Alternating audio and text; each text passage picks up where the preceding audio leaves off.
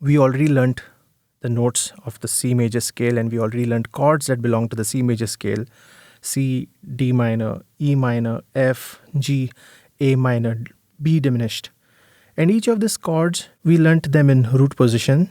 And in the previous lesson, we also learnt that chords can be inverted. We can have the G chord in first inversion.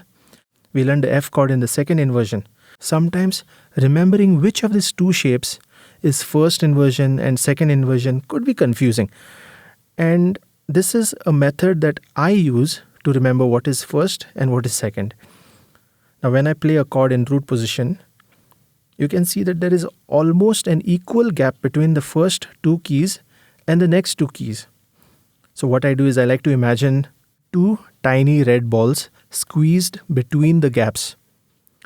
Both the balls fit perfectly.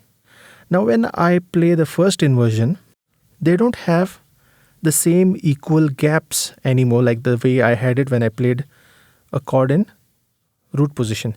Now the first gap happens to be a third interval, and the second gap is a fourth interval.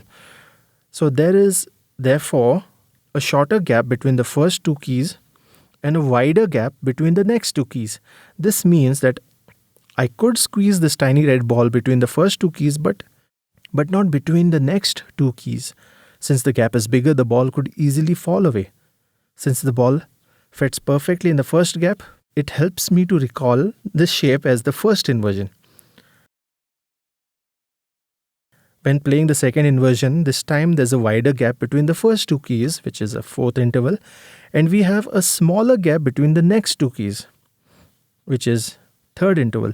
Since the ball fits well in the second gap, it helps me to remember this shape being the second inversion. So any chord that looks like this is a second inversion, and any shape that looks like this is the first inversion.